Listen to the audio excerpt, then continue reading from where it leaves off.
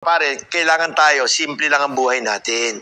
We live within our means. Ang buhay natin dapat, huwag natin isipin yung pera-pera kung magkano pera mo. Ang kailangan natin maalala, gano'ng karaming tao matutulungan natin.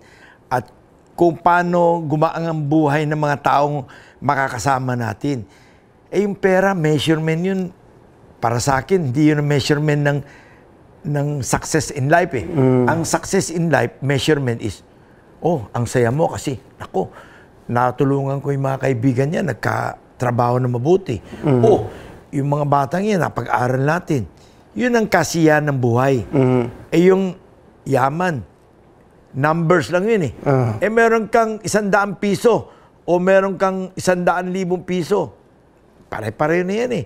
How many times can we eat in a day? 2 times? Pwede ka ba kumain araw-araw ng baboy, adobo, eh maimpacho ka. Pwede ka ba kumain ng steak araw-araw? Impacho rin. Nowadays, laging iniisip ko is, we eat to live. Parang kumain ka para mabuhay ka. Huwag yun, mabubuhay ka para lang kumain na masarap. Masama yun. Kailangan tayo, simple lang ang buhay natin. We live within our means. E tingnan mo yung mga ibang tao dyan. Oh, nakatira na nga sa barong-barong. Nakatira na ng kung saan. Naka-signature na damit. Naka-signature na bag. Eh may aso pang maliit. Mag-aaway na kami nun. Ganun po? Ay, hindi ako kahit papayag. Sa mga anak ninyo?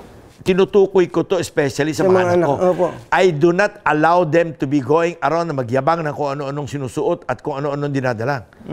Kailangan tinuturo sa mga bata na matuto ng simpleng buhay.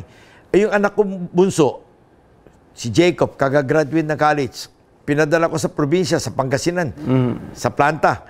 Sabi ko, diyan ka magtatrabaho araw-araw, diyan ka matutulog, kasama mo kakain ng lunch at dinner yung lahat ng empleyado. Huwag ka makakain-kain sa labas ng McDo kung ano-ano ha.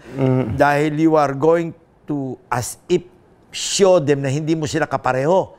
Kailangan habang nandiyan ka, kasama mo sila. Kung ano yung kinakain nila, kung ano yung ginagawa nila, pareho lang kayo.